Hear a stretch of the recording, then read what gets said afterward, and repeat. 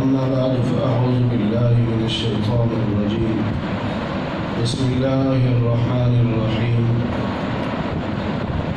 وكذلك جعلناكم أمة وسطا. صدق الله العظيم. اللهم صل على محمد النبي الأمي وعلى آله وسلم تسليما. میرے انتہائی واجب الاحترام علماء کرام، بزرگان محترم، سامعین عظام، اللہ تعالیٰ نے قرآن کریم میں ہمیں جو لقب دیا ہے وہ امت وسط کا لقب دیا ہے۔ امت وسط کا معنی اعتدال والی امت۔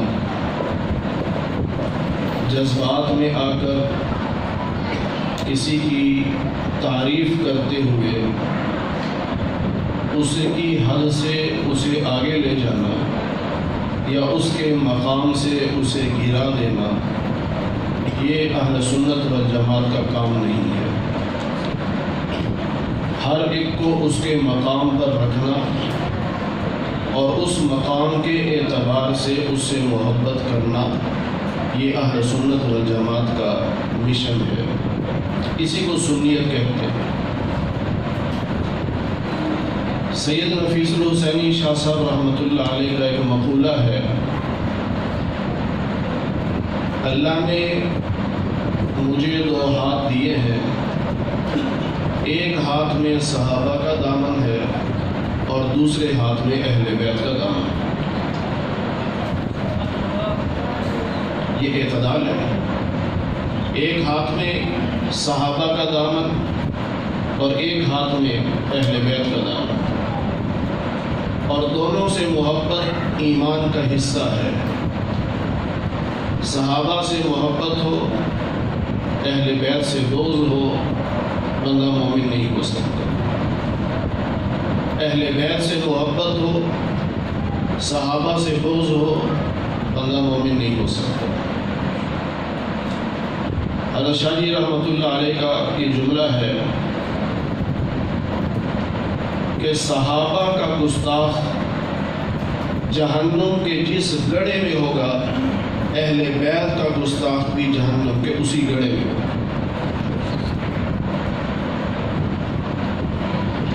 اعتدال تو یہی ہے۔ اب ہم اعتدال سے ہٹ جائیں، اہل بیت سے محبت کا دعویٰ کریں لیکن صحابہ کی توہین کریں، یہ اعتدال تو نہیں ہے۔ یا صحابہ سے محبت کا دعویٰ کریں، اہل بیت سے بغض رکھیں، یہ اعتدال نہیں ہے۔ اللہ نے اس امت کو جو لقب دیا ہے وہ اعتدال والی امت ہے۔ تو اعتدال والی امت بنیں گے تو اللہ کی نظر میں محبوب ہوں گے۔ اگر اعتدال سے ہٹ گئے تو پھر نہ رب کی نظر میں ہمارا مقام ہوگا، نہ نبی کی نظر میں ہمارا مقام ہوگا۔ سورہ ہود میں ایک بہت ہی مختصر سا حکم ہے، فَاسْتَقِمْ كَمَا أُمِرْتَ۔ صحابہ نے دیکھا نبی علیہ السلام کو کہ داڑھی مبارک میں، سر مبارک میں کچھ بال سفید آئے، تو کسی نے عرض کیا یا رسول اللہ بڑھاپا آ گیا؟ آپ نے فرمایا سورہ ہود نے مجھے بوڑھا کر دیا۔ پھر پوچھا کہ سورہ ہود میں کس چیز نے بوڑھا کیا؟ فرمایا فَاسْتَقِمْ كَمَا أُمِرْتَ، ایسے سیدھے رہو جیسے حکم دیا گیا ہے۔ اسی کو اعتدال کہتے ہیں، اسی کو استقامت کہتے ہیں۔ اور کرامتیں جو لوگ سمجھتے ہیں کہ جی فلاں کی بڑی کرامت، فلاں کی بڑی کرامت، دنیا جہان کی کرامتیں جمع کر لو، سب سے بڑی کرامت استقامت ہے۔ جو آدمی اپنے نظریے پر، اپنے موقف پر، اپنے عقیدے پر بالکل سیدھا کھڑا ہے، نہ وہ گستاخی کی طرف جھکتا ہے اور نہ وہ غلو کی طرف، محبت میں غلو کی طرف جھکتا ہے، یہ استقامت والا ہے، مستقیم ہے، اور یہ اس کی سب سے بڑی کرامت ہے۔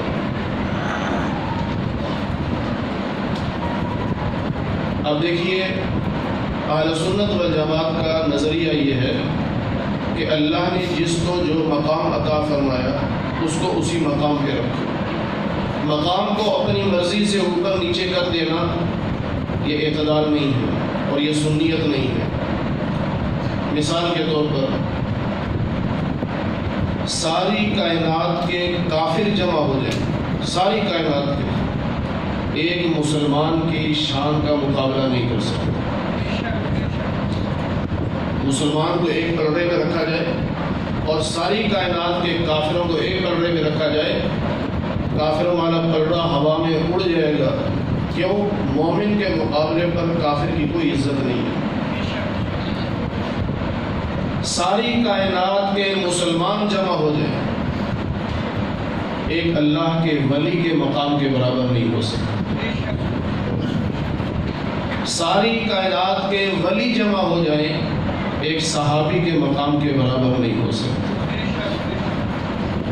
ساری کائنات کے صحابہ کو جمع کر لیا جائے، ایک نبی کے مقام کے برابر نہیں ہو سکتا۔ اور 1.25 نبیوں کو جمع کر لیا جائے، وہ میرے اور تیرے نبی محمد الرسول اللہ کے برابر نہیں ہو سکتا۔ محمد الرسول اللہ صلی اللہ علیہ وسلم جیسا کوئی نہیں کائنات میں، لیکن اگر ساری زمین ہمارے نبی جیسوں سے بھر جائے تو تب بھی وہ اللہ کی ذات کے برابر نہیں ہو سکتا۔ یہ ہے اعتدال۔ اب میں کسی ولی سے محبت کروں اور اس محبت کو اتنا بڑھاؤں کہ صحابہ سے بھی اوپر لے جاؤں، یہ اعتدال نہیں ہے اور یہ سنیت نہیں ہے۔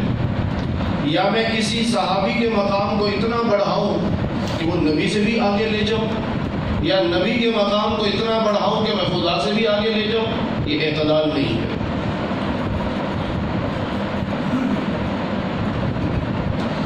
رجب کے مہینے میں بہت سارے حضرات کو آپ نے شاید سنا بھی ہو، ورنہ اب دھیان دیجئے گا بعض لوگ اعتدال سے کیسے نکلتے ہیں۔ نبی پاک صلی اللہ علیہ وسلم معراج پہ تشریف لے گئے، سیدنا جبریل ساتھ ہیں، سدرۃ المنتہا میں جا کے رکے ہیں۔ جبریل نے کہا یا رسول اللہ آگے جانے کی مجھے اجازت نہیں۔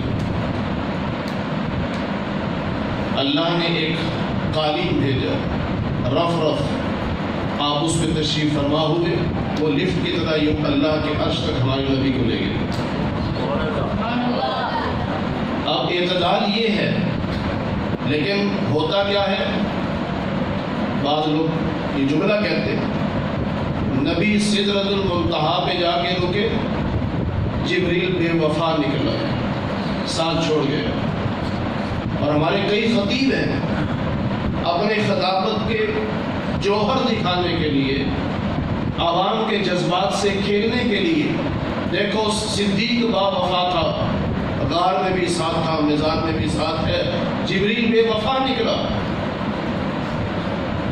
یہ جملہ اعتدال سے ہٹ کے بالکل غلط ہے۔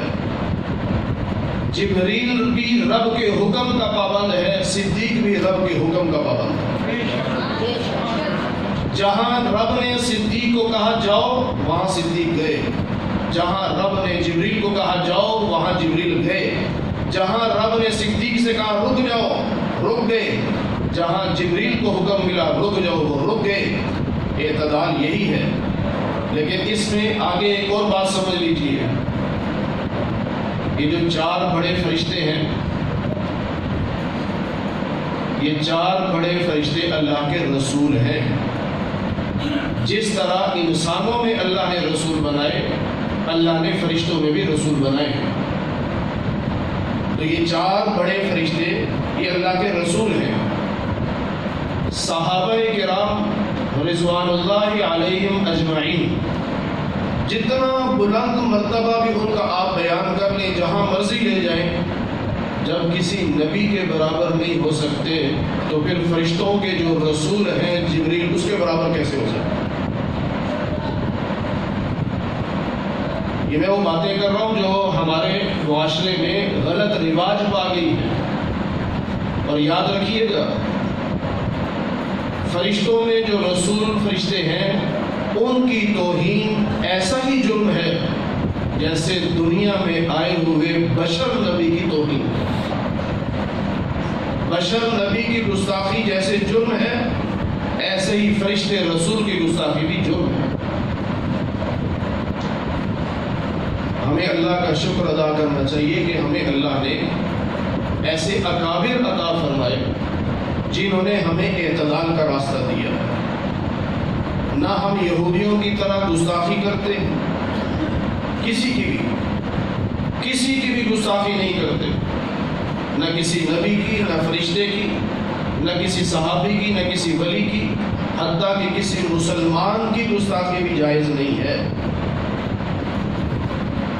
یہ یہودیوں کا طرز ہے کہ وہ گستاخیاں کرتے ہیں، اور دوسرا طرز نصارہ کا ہے کہ محبت میں غلو کر کے عیسیٰ علیہ السلام کو خدا بنا دیا یا خدا کا بیٹا بنا دیا۔ ان کا اپنا اختلاف ہے آپس میں، ہمارے یہاں یہ بھی نہیں ہے۔ ہم ہر ایک کو اس کے مقام پہ رکھتے ہیں۔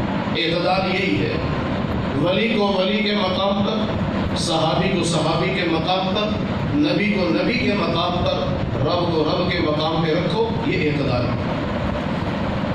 میں 2 حدیثیں عرض کر دوں آج کے عنوان کے حوالے سے۔ بہت سارا وقت بیت گیا، ہمارا موقف اور سوچ ہماری تو یہ تھی کہ ہم 10 بجے تک پروگرام ختم کر دیں گے۔ بہرحال کچھ تاخیر ہو گئی، معذرت چاہتے ہیں، اور انشاءاللہ آئندہ کبھی پروگرام ہوا تو وقت پہ انشاءاللہ مکمل کریں گے۔ بس 2 حدیثیں ذہن میں رکھ لیجیے۔ سید نفیس الحسینی شاہ صاحب رحمۃ اللہ علیہ جو نظریہ دیا ہمیں کہ میرے 2 ہاتھ ہیں، ایک ہاتھ میں صحابہ کا دامن، ایک ہاتھ میں اہل بیت کا دامن، اور یہ موقف ان کا اپنا نہیں ہے، یہ بھی سن لیجیے۔ دارالعلوم دیوبند کے بانی مولانا محمد قاسم نانوتوی رحمۃ اللہ علیہ کا موقف کیا ہے کہ جس طرح اللہ نے ہر پرندے کو 2 پر دیے ہیں، یوں اللہ نے ہمیں بھی ایمان کے 2 پر دیے ہیں۔ ایک پر کا نام صحابہ ہے، ایک پر کا نام اہل بیت ہے۔ اگر پرندے کا ایک پر کاٹ دو اس کی پرواز ختم ہو جاتی ہے۔ اسی طرح اگر آپ ان 2 پروں میں سے ایک پر کو ایک طرف کر دو گے، صحابہ کی محبت میں کمی لاؤ گے یا اہل بیت کی محبت میں کمی لاؤ گے تو پھر آپ پرواز نہیں کر سکتے۔ دنیا اور آخرت میں اگر پروازیں چاہیے تو جس طرح صحابہ سے محبت ایمان کا حصہ ہے، اسی طرح اہل بیت سے محبت بھی ایمان کا حصہ بنانا پڑے گا۔ نبی کریم صلی اللہ علیہ وسلم کا ارشاد ہے صحابہ کے بارے میں، اصحابی کالنجوم، میرے صحابہ ستاروں کی طرح ہے۔ یہ ہمارا ایمان ہے، تمام صحابہ ستاروں کی طرح ہے۔ اب آگے ستاروں میں فرق ہوتا ہے، کوئی تھوڑا چمکتا ہے، کوئی زیادہ چمکتا ہے 2 ستارے۔ پھر نبی کریم صلی اللہ علیہ وسلم نے فرمایا میرے اہل بیت کی مثال کشتی نوح کی ہے، میرے اہل بیت کی مثال کشتی نوح کی ہے۔ نوح علیہ السلام نے 910 سال تبلیغ فرمائی، 950 سال عمر تھی، 40 سال کی عمر میں نبوت ملی، 910 سال تبلیغ فرمائی۔ 80 یا 82 مسلمان جو اس وقت موجود تھے جب طوفان نوح آیا تو کشتی میں سوار ہونے والے بچے، باقی ہلاک ہو گئے۔ تو اللہ کے نبی نے اشارہ دے دیا ایسے حالات آئیں گے کہ ہر طرف فکروں کا سیلاب ہوگا، ہر طرف فکروں کا سیلاب ہوگا۔ اس سیلاب سے بچ کر وہی نکلے گا جو اہل بیت کی محبت کی کشتی میں سوار ہو۔ فتنوں سے بچنا ہے تو اہل بیت کی محبت کی کشتی میں سوار، لیکن ساتھ دوسری حدیث بھی ملا لیجیے۔ اللہ نے ستارے کیوں بنائے؟ تاکہ ان سے رہنمائی لی جائے، راستہ معلوم کیا جائے۔ دنیا بہت ترقی کر لی، لیکن آج کے اس ترقی یافتہ دور میں بھی بحری جہاز جو چلتے ہیں وہ ستاروں کے محتاج ہیں۔ نقشہ ہوتا ہے ان کے پاس، اس نقشے پر اب یہ تو نہیں ہوتا کہ سڑک ادھر جا رہی ہے تو چاروں طرف پانی ہے، وہ رات کو قطب شمالی ستارے کو دیکھتے ہیں، پھر نقشے پہ قطب شمالی ستارہ بنا ہوتا ہے، پھر نیچے لکھا ہوتا ہے اس کے دائیں طرف اتنی ڈگری پہ جائیں گے تو فلاں ملک آئے گا، اس کے بائیں طرف اتنی ڈگری پہ جائیں گے تو فلاں ملک آئے گا۔ تو آج کے ترقی یافتہ دور میں بھی کشتی یا بحری جہاز ستاروں سے رہنمائی لیے بغیر نہیں چل سکتا۔ اسی طرح اہل بیت کی محبت کی کشتی کے مسافروں سن لو، اس کشتی کے لیے بھی جو راستہ معلوم کرنا ہے وہ صحابہ سے کرنا، اصحابی کالنجوم۔ اگر صحابہ کو چھوڑو گے تو کشتی منزل تک نہیں پہنچ سکتی۔ اگر گھر میں بیٹھ کر صرف ستارہ دیکھتے رہو گے اور کشتی میں سوار نہیں ہوگے پھر بھی منزل نہیں مل سکتی۔ اور ہم سب کی منزل مقصود جنت ہے، اور منزل تب ملے گی جب اہل بیت کی محبت کی کشتی میں سوار ہو کر صحابہ جیسے ستاروں سے رہنمائی لیں گے، پھر منزل ملے گی۔ دونوں میں سے ایک کو بھی چھوڑ دیا تو منزل تک نہیں پہنچ سکتا۔ بس یہی اعتدال ہے، اعتدال پہ رہیں گے تو کامیاب رہیں گے، اعتدال سے ہٹیں گے تو ناکام ہو جائیں گے۔ اللہ نے قرآن کریم میں ہمارا نام امت وسط، اعتدال والی امت رکھا ہے۔ اب قرآن کریم پڑھ لیجیے، جہاں یہ حکم ہے نا فاستقم کما امرت، وہی حکم ہے ولا ترکنوا الی الذین ظلموا، ظالموں کی طرف رجحان نہیں رکھنا، جھکاؤ ظالموں کی طرف نہیں کرنا۔ میں ویسے نہیں کرتا، ہر ایک کا اپنا نظریہ ہوگا۔ بعض لوگ ہیں، میں کیا کہوں ان کو، ان کے مقدر میں شاید ہدایت نہیں ہے، وہ کہتے ہیں جی یزید امیر المومنین، امیر الصحابہ، اور احادیث وہ پیش کریں گے جو واقعہ کربلا سے پہلے کی ہے۔ واقعہ کربلا کی بعد کی بھی حدیثیں پیش کرو، معاملے کے بعد کیا تاثر ہے۔ اب وہ کہتے رہیں، لیکن اتنا تو وہ بھی مانتے ہیں، جیسا شاہ صاحب فرمایا تھے کہ کچھ نواسب ہوتے ہیں، ناسبی اسے کہتے ہیں کہ جو بظاہر اہل سنت والجماعت کا دعویٰ کرتا ہے لیکن دل میں اہل بیت کے بارے میں کچھ نہ کچھ بغض رکھتا ہے، کچھ نہ کچھ، سارا نہیں، کچھ نہ کچھ، اور وہ کبھی کبھی زبان سے ظاہر بھی ہو جاتا ہے، کبھی کبھی ظاہر ہو جاتا ہے۔ ایک ناسبی نے کتاب لکھی، اس کتاب میں ایک جملہ لکھا اور وہ جملہ پھر اس کی موت کا سبب بنا کہ وہ جیل میں مرا۔ جملہ کیا تھا؟ امام حسین سے تو ضیاء الحق ہی اچھا تھا، امام حسین سے تو ضیاء الحق ہی اچھا تھا، وہ ہر سال حج پہ جاتا تھا، اور امام حسین مکہ سے 8 ذوالحج کو نکل رہے ہیں، دنیا حج کے لیے آ رہی ہے اور وہ ادھر جا رہے ہیں، یہ سارا نقشہ کھینچ کے کہتا ہے امام حسین سے تو ضیاء الحق ہی اچھا تھا۔ یہ ہے ناسبیت۔ اور ایک ناسبی ایسا ہے، مسلمہ اصطلاحات جو ہیں، علماء سمجھیں گے اس بات کو، جو مسلمہ اصطلاحات ہیں ان اصطلاحات کو بھی غلط استعمال کر رہا ہے دنیا کی نظر میں، ان اصطلاحات کو یوں سمجھ لو کہ بیکار بنا کے پیش کر رہا ہے، جیسے اللہم صلی علی محمد وعلی آل محمد، کہتے ہیں جی آل محمد سے مراد وہ آل تو نہیں ہے نا، آل کا معنی ہے فرما بردار، اتباع کرنے والے۔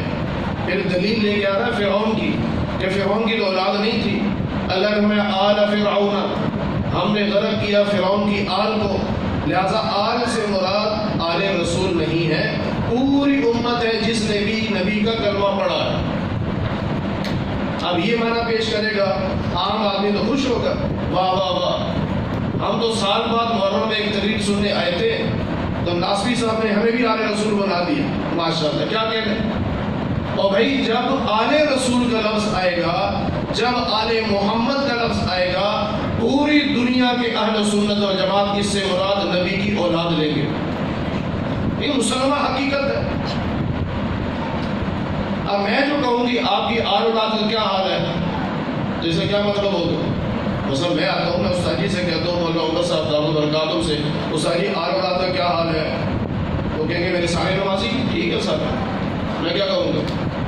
میں نے آل اولاد پوچھا، تو آل اولاد سے مراد کیا ہوتا ہے؟ اولاد مراد ہوتی ہے۔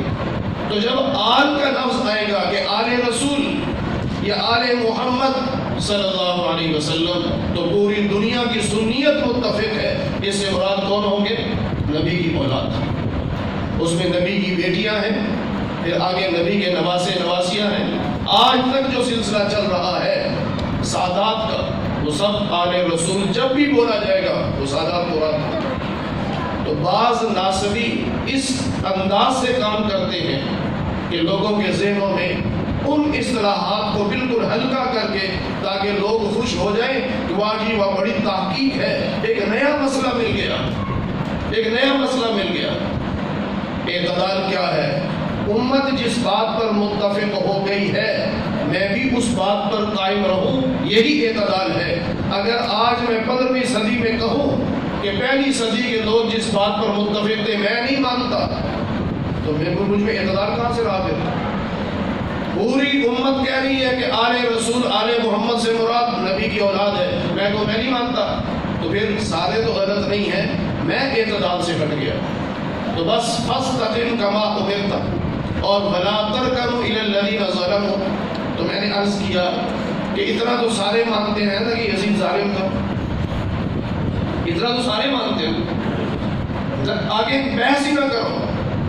جس طرح مولانا علی الدین شاکر صاحب دامت برکاتہ فرما رہے تھے کہ اس کے کفر میں اختلاف ہے، اور اس لیے ہمارے اکابر نے کہا ثبوت اختیار کرو، لعنت اور کفر کے بارے میں ثبوت اختیار کرو، اس کے فاسق ہونے میں، اس کے فاجر ہونے میں، اس کے ظالم ہونے میں کوئی ثبوت نہیں، سب متفق ہیں۔ تو قرآن کیا کہہ رہا ہے؟ یزید ظالم، قرآن کیا کہہ رہا ہے؟ وَلَا تَرْكَنُوا إِلَى الَّذِينَ ظَلَمُوا، ظالموں کی طرف جھکاؤ نہ کرنا۔ تو ہمارا جھکاؤ یزید ظالم کی طرف نہیں ہونا چاہیے، ہمارا جھکاؤ مظلوم امام حسین کی طرف ہونا چاہیے۔ تو یہی ہم پیغام دینا چاہتے ہیں کہ ہم تو نبی کے اہل بیت کے ساتھ ہیں، اور پھر اعتدال دیکھیے، جس کو اہل بیت قرآن نے کہا ہم نے اس کو مانا، جن کو اہل بیت نبی نے کہا ان کو بھی ہم نے مانا، یہ اعتدال ہے۔ میں کہوں قرآن کو تو مانتا ہوں کہ نبی کی بیویوں کو اہل بیت کہا، لیکن میں حدیث نہیں مانتا، تو اعتدال کہاں رہا؟ یا میں کہوں حدیث مانتا ہوں جس میں نبی نے فرمایا اے اللہ اللہم ہؤلاء اہل بیتی، اے اللہ یہ جو فاطمہ ہے، علی ہے، حسن ہے، حسین ہے، یہ میرے اہل بیت ہیں، میں کہوں میں اس کو تو مانتا ہوں، لیکن قرآن نے نبی کی بیویوں کو جو اہل بیت کہا میں اسے نہیں مانتا، تو اعتدال کہاں رہا؟